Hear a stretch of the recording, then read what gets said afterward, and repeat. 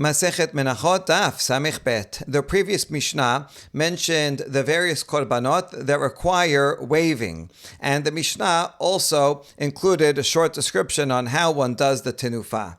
The Gemara now will elaborate on it. Kesad oseh. How does one do tenufa? Maniach emurin al pisat hayad vechazeh veshok alehen. So one takes the animal offering, the sacrificial parts of it, the emurin, that's the cheleb, whatever parts are going to be burnt on the mizbeach, and you place those parts on the palm, the outstretched palm upwards of the person who's going to be doing the waving, whoever it is. And then vechazeh veshok alehen. Then you take the breast and the thigh of the animal. Those are the parts of the korban shelamim that are going to be given to the kohen, usually. And for those korbanot that are accompanied with bread, then one puts the bread on top of them, so that you have the palm of the kohen on the bottom, and then the chaleb, the emurin on top of that, the chazeh and shok on top of that, and the bread always goes all the way on the top of all of them. Hecha amar Papa b'miluim. Where do we see that this is the case? Like, what's your source? The Papa says regarding the korban miluim during the inauguration of the Mishkan. We have a description here in Vayikra 8:25. It says, right over here you see it's from the miluim, from the context beforehand. And then it says, "Vayikach et hacheleb et aliyah et kol hachebel shel hakeved yoter et hakeved shekel hiyot ve'chel behen ve'et shok hayamin." So taking all the sections, misal hamasot asher lifnei Adonai lakach chalat masa achat vechalat lechem shemen achat urkik echad Bayasem al hachalabim ve'al shok hayamin. So pasuk 25 is describing all the parts of the animal, and then here it says you take the bread and you put that on top of the parts of the animal. So we learn from here that the bread goes on top. Now it's not actually so clear about the cheleb and the shok, which one of those goes on top of the other. So we're going to deal with that next. And you take them all, and al kapeh Aaron goes on Aaron's palms.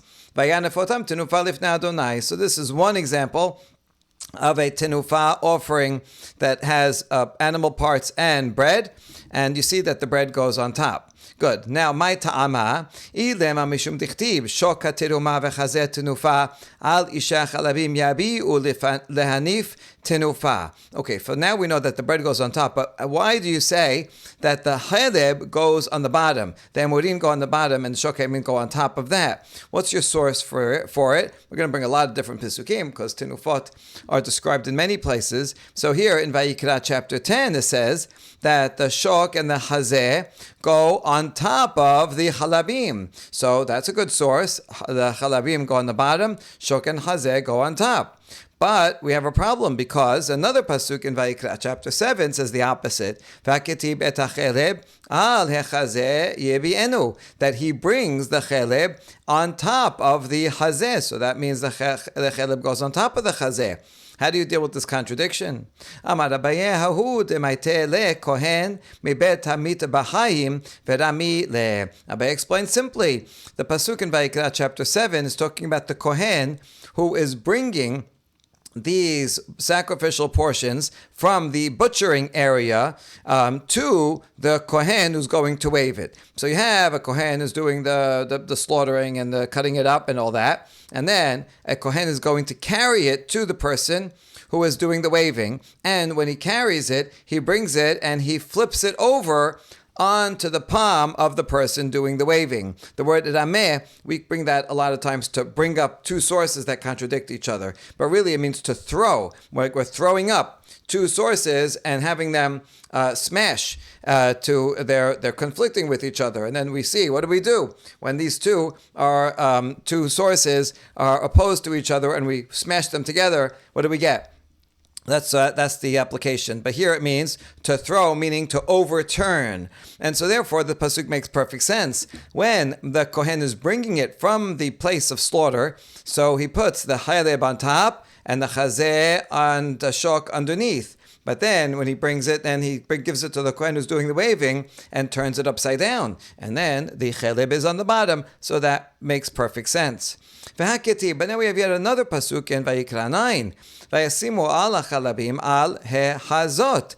It says that he places the cheleb on top of the chazeh, on top of the breast. So another pasuk that's a problem. Hahut yahib le kohen harina ve'azeh lo maktir le. Oh, that pasuk is talking about the next step. After one kohen does the tenufa, then he will give it to another kohen who will go and burn it. So when he gives it to him, also every time you hand it off to someone else, you flip it over. And so that's why when he's doing the waving, the cheleb is on the bottom. When he gives it to the next guy to take up to the mizbeach, he flips it over, and then the cheleb is back on top. And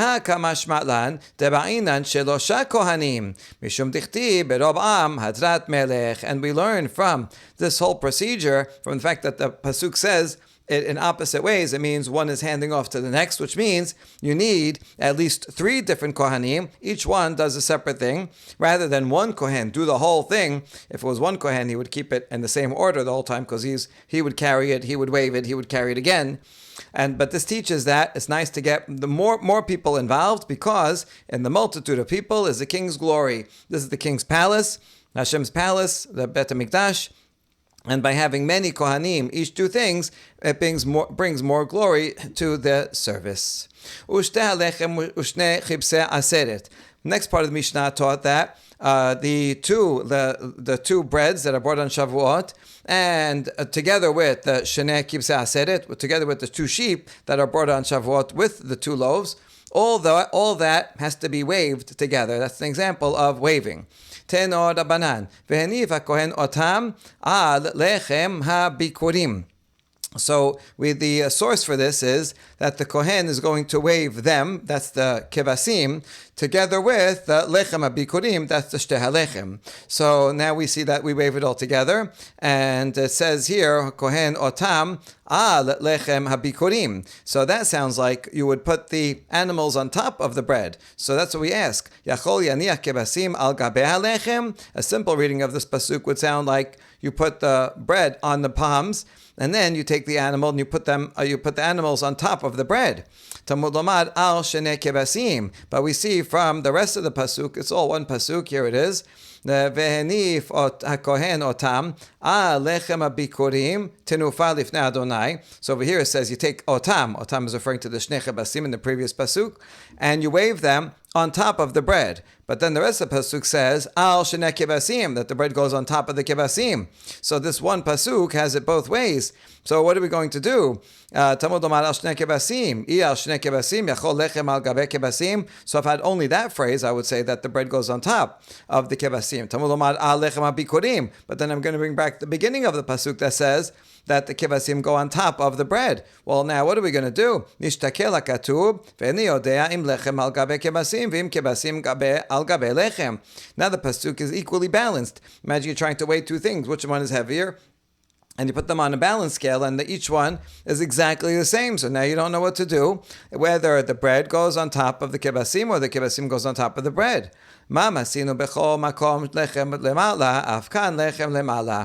now we'll bring a memasinu to break the tie, and we see, just as we see in all other places, as we've proven above, that the bread goes on top. So we should assume the same thing here. The bread goes on top of the animals. Hecha, where else did we see that? Amar Papa b'miluim. Papa says we saw it in miluim. Papa said the exact same words over there. He might have only said it in one context, and then the Gemara is applying what he said to both contexts.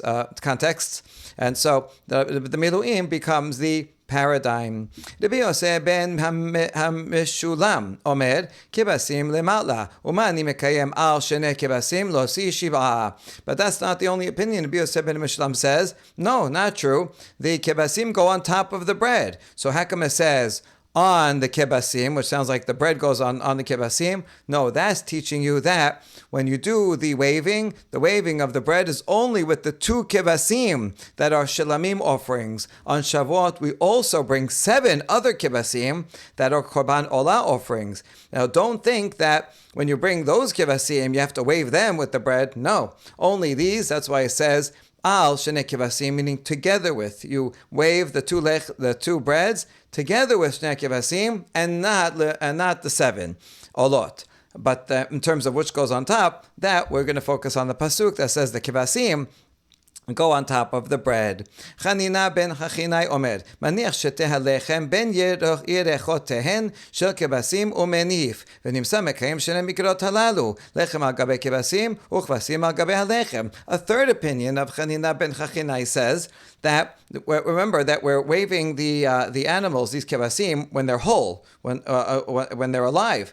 And so therefore, you can take the kebasim, the bread, and you place it between the thighs, right, between the legs of the kebes, and that way, when you're waving it, the bread is sticking up and down, because it goes right through. And therefore, you can fulfill both of these pesukim, both the one that says that the bread should be on top, because in fact, right, part of it is sticking up, and also that it's below, because part of it is sticking down, because you put it right through in between the thighs of the kebes. Amar Rabbi, lifnei melech basar v'adam en osin ken. Lifnei melech malchem melachim HaKadosh Baruch Hu osim ken. However, Rabbi disagreed with that, and he says, if we would offer something to a king, you want to offer a king a nice meal, would you put it that way? Nobody does that. Nobody presents a meal in this way. So for HaKadosh Baruch Hu, should we do that? It's not a nice way. It's not a respectful way to place it. And therefore, that doesn't make sense.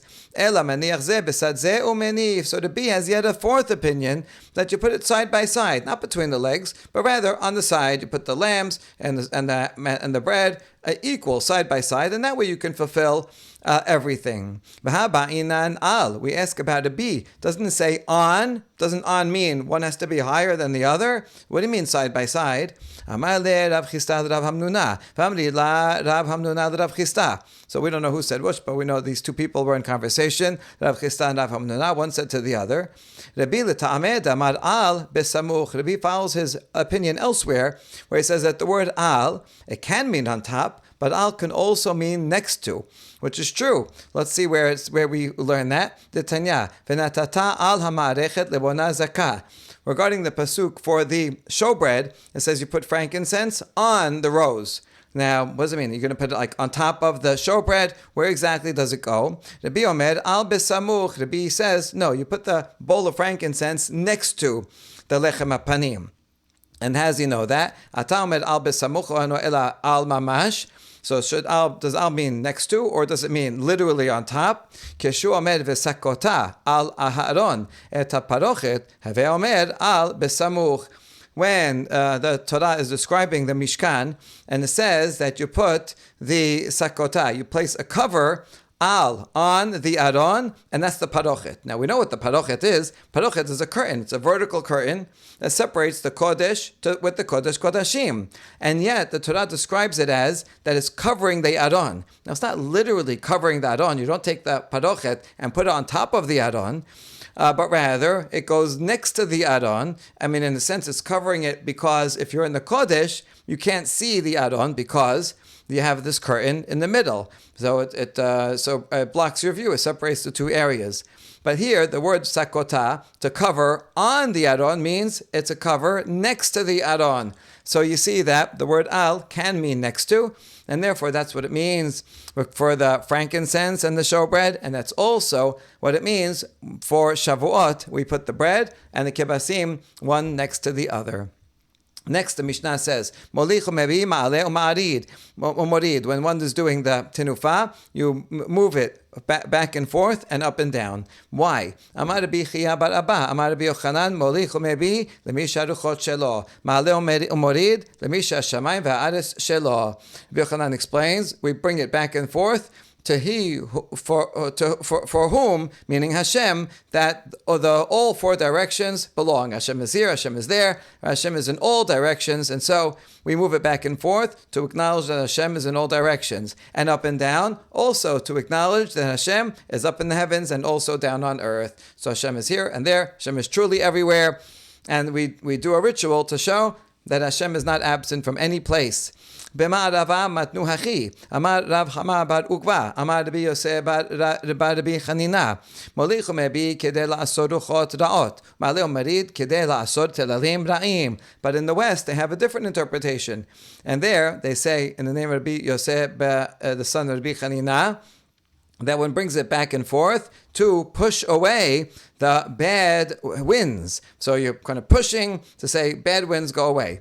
And you go up and down to stop the harmful dews. You want good rain, but you don't want bad rain, too hard, too soft at the wrong time. And so you're pushing away the bad rains. Amar Rabbi Yosef bar Rav Abin. Zot omeret sheyareh misvah me'akebin et ha'pur'anut. Tehatenufa sheyareh misvah hi ve'oseret ruchot ra'ot utalim ra'im. Amar Rabba v'chen lelulav. Rabbi Yosef bar Rav Abin says, we learn from here that even the non-essential parts of a mitzvah, the waving of a korban is not essential. If you skip the waving and you did all the rest of the avodah, it's still a valid korban. And so the waving is extra. You don't have to do it. It's a non-essential part of the mitzvah. And yet, look how important it is, according to the interpretation in the West, that it keeps away harmful things. Because after all, tenufah is a non-essential part, and it stops the harmful winds and the harmful rains. And then the Rabbah adds, and the lulav does the same thing. So you see the way that we do lulav, and Torah doesn't say actually what to do with lulav. It just says usmachtem. You bring it and you celebrate before Hashem. But so the rabbis then say, what should you do with the lulav? We actually treat the lulav as if it was a korban tenufah. And we move it back and forth and up and down. So even though we don't have korbanot today, we can't do a tenufah with an animal or with any korban mincha. However, we can do it with the lulav, and that's in a way an extension of Bet HaMikdash laws, even that we do today in the Bet Knesset. Rav Aha bar Yaakov, mamte le, umayte le, umachve hachi ve'amar, gira be'ayna de sitana. Rav Aha bar Yaakov would extend and bring the lulav back and forth like this. When he was doing that, he would say an arrow in the eye of a satan. Like he's imagining the lulav like being a sword, and then by moving it up and down, like he is stabbing the satan in the eye to say, go away, satan, and all the negative effects of it. He's stabbing it, saying, an arrow in your eye. However, the Gemara comments, you should not do that. Do not copy what he did, because we don't want to incite the Satan to come. Why do you say, Satan, see, look, I'm beating you. An arrow in your eye. And then the Satan is going to say, what? Oh, really? Oh, yeah, now I'll get you. Now I'll get people to go and sin. So we don't gloat over it. We do our best. We overcome our evil inclination. We overcome the negative. We do that. We do our best. But you never gloat and say, you have no power over me. Once you say that, okay, well then you're just opening yourself up to trouble. Tenur Banan. שמי סיבור טעונין תנופה לאחר שחיטה ותנופתן כמות שהן דברי רבי חכמים אומרים בחזה ושוק. Baraita teaches that the sacrifices of shilamim for a community, that's referring to the Shavuot, Shtei HaLechem with the Shnei Kebasim. That's the shilamim of a sibur, and you have to do tenufa after shechita. In fact, for the Shalmei Sibur, one does the tenufa both before shechita while it's alive. You take the two kebasim and you wave them with the bread, and also after shechita you wave it again, the animals with the bread. But the question is, before shechita, for sure it's a whole animal. It's alive. But how about after the shechita? There's two opinions. Tenufatan kemot shehen diber Rabbi. According to the Yehuda Nasi, the tenufa is done with the animal still whole. Of course, you sliced the animal's neck. So that's not completely whole. But otherwise, you don't butcher the animal. You take it as is, and you do a waving after the shechita. So the waving before and after the shechita are both with the whole animal, according to the B. Hachamim, however, say no. The one before, obviously, is again with the whole animal. But once you do shechita, then you cut it up into pieces, and you take only the chazeh and shok and wave them, which makes it more similar to the shelamim of an individual, where you do shechita, you cut it up, and you take just the chazeh and the shok and the sacrificial parts, and you wave them, so you wave only the certain sections and not the whole animal. So Chachamim say that the public shelamim, the second waving, is like the waving of an individual, where shelamim, where it's only chazeh and shok. B'mai kami palge. What is at the essence of the machloket between the Bi and Chachamim? Amar le Rav Chisda Rav Hamnuna, Amri la Rav Hamnuna Rav Chisda. Again, we have these two sages. One said to the other, Bedon mina umina. Bedon mina ve'oke be'atra kami palge. They're arguing about the following methodology. When we apply a halacha from one to another place, from a source halacha to a destination halacha, and we're inferring a halacha from here to there, there's two methodologies of how to do it. It's similar to copy and paste. When you copy and paste in Word, you have options. You're copying and pasting the text. So you have a source text, you're going to copy it into a new document. And then it gives you a choice. Do you want to copy with source formatting or destination formatting? The source was in Times New Roman. It was bold and so on, because the source document was all like that. But now you're pasting it into a second document, into the destination. Destination document is in Arial and it's in italics. So you have a choice. The text, of course, is being copied, but you copy the source formatting or the destination formatting. That's what this means also. If you say don mina umina,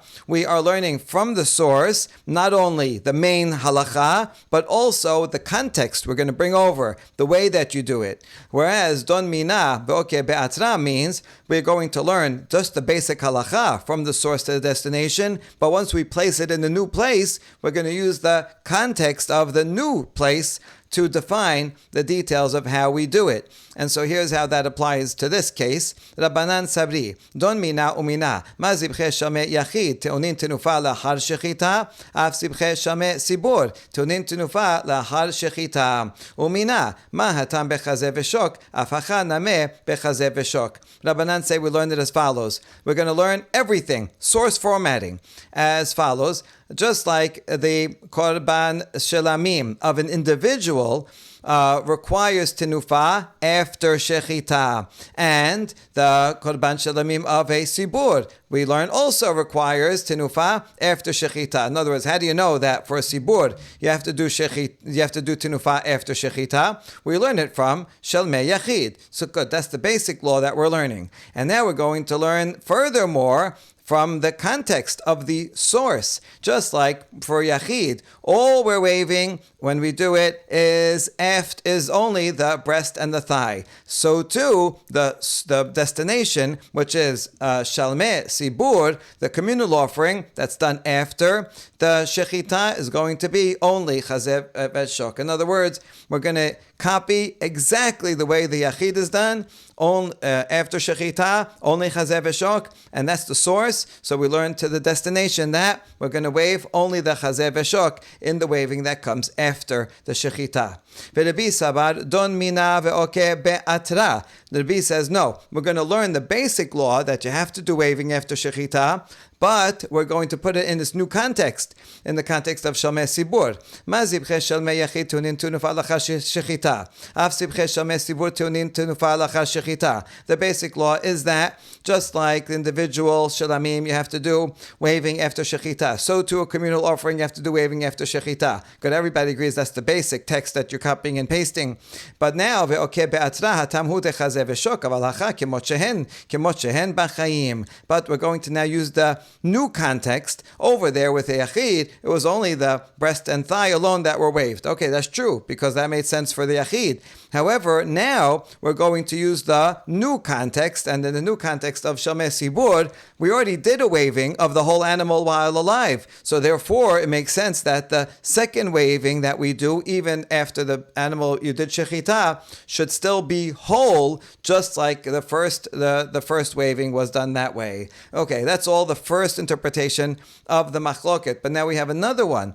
Rapapa amad dekule amadon mina uminahu. Rapa says no. In fact, everybody agrees, the Yehuda Nasi and Chachamim, that we apply the methodology of the source formatting. We learn from Yachid, and we even learn the details from Yachid.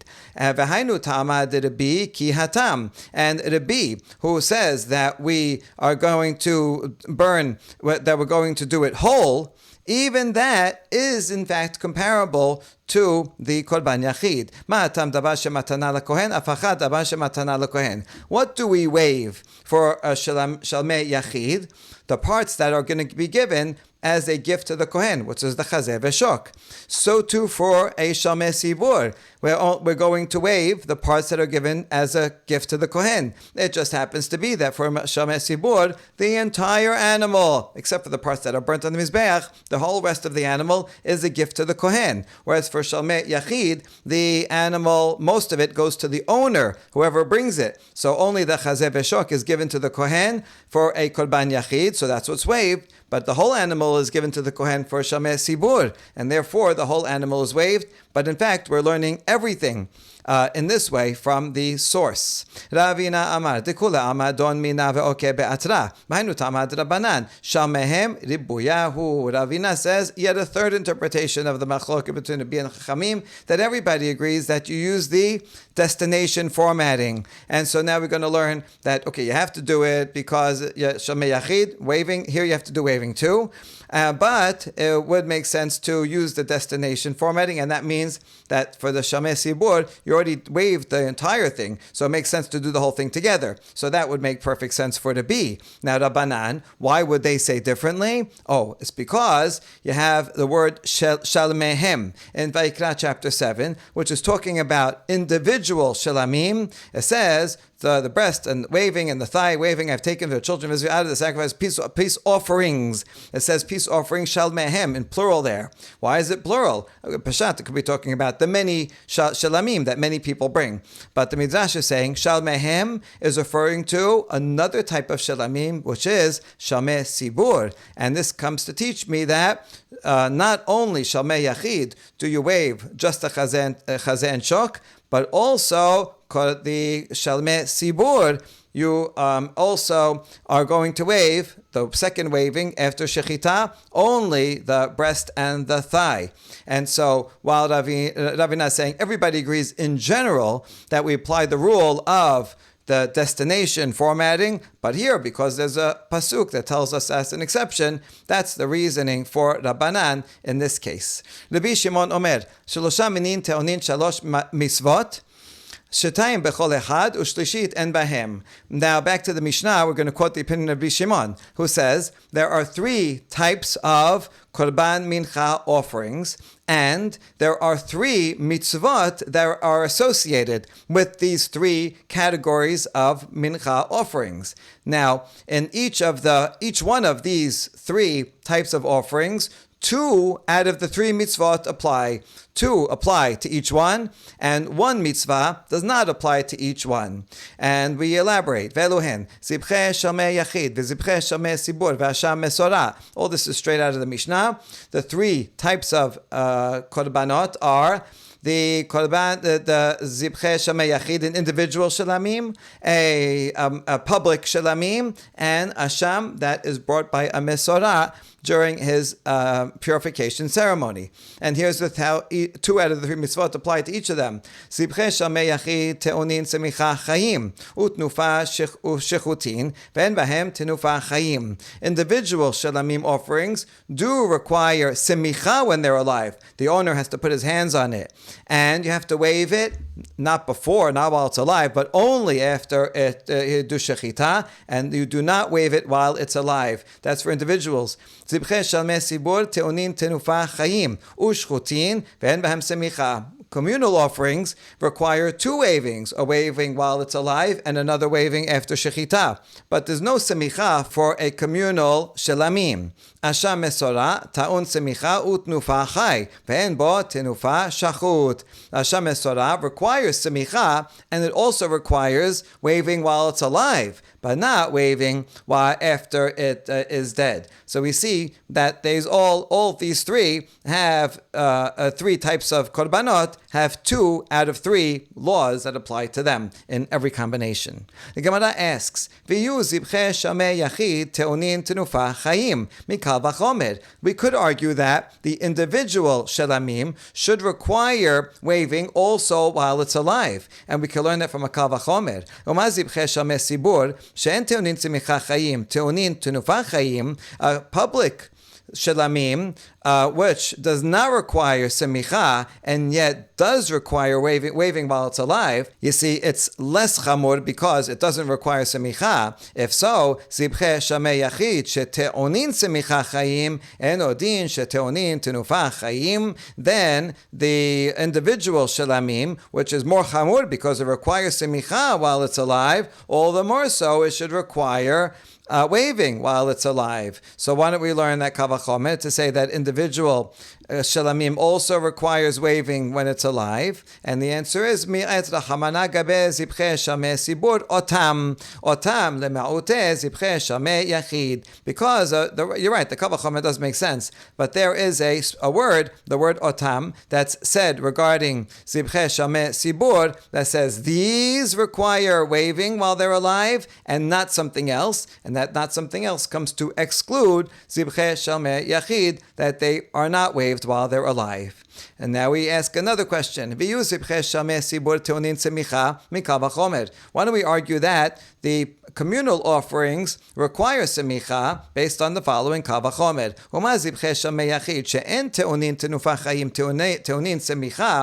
The shamei yachid, which do not require tenufa waving when they're alive, so they're more lenient, and yet it requires semicha, then all the more so zibche shamei sibur sheteonin tenufa chayim, the public shelamim offerings, which are more chamur because you have to wave them when they're alive. And odin sheteonin semicha, all the more so they should require semicha.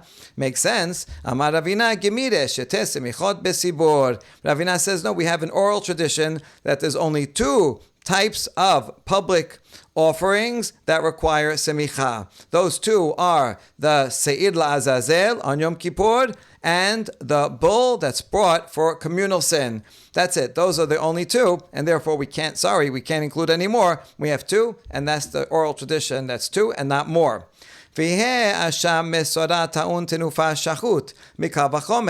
now we ask the third question, why not argue that Asham Mesorah requires tenufa after you do shechita? We learned that you only do tenufa when it's alive, not after, but you can learn a kal v'chomer. Ma zibche shalmei yachid she'en teonin tenufa chayim, teonin tenufa shechutim. We have the individual shelamim offering that do not require waving when they're alive, so you see that they're more lenient, but it requires waving after you do shechita. Asham mesorah sheta'un tenufa chai, and odin sheta'un tenufa shachut. So Asham mesorah, which is more chamur because you have to do waving while it's alive, all the more so it should require waving after shechita. And the answer to that is mi'et rahamana gabe zibche shamei yachid oto lema'ute Asham mesorah. No, there's an extra word that's said in the context of the shalmei yachid that says oto. For this one does tenufa after shechita, but only this one, and that comes to exclude asham mesorah that does not require tenufa after the shechita. And now a last baraita, tenor banan, chamisha shebiu korban echad menif al yedei kulam. If 5 people get together to share the expense of one korban, so only one person can do tenufa. You can't put it on everybody's hands. So one person is the representative who does tenufa on behalf of all the other partners. Va'isha kohen menif al yada, v'chen hasholech korbenotav memidinat hayam kohen menif al yado. And so too, if a woman wants to bring shalmei yachid that requires tenufa, she does not do the tenufa herself, but rather the kohen does it on her behalf. And so too, if someone sends a korban from far away, you can do that. You can send a messenger, take this korban. I donated a korban. I can't get there. You can send it with a messenger. So then he can't be there to do tenufa. Right? You have to do tenufa in the Mishkan, in the Bet HaMikdash. So instead, the Kohen will do the waving on his behalf. Baruch Adonai Le'olam. Amen ve'amen.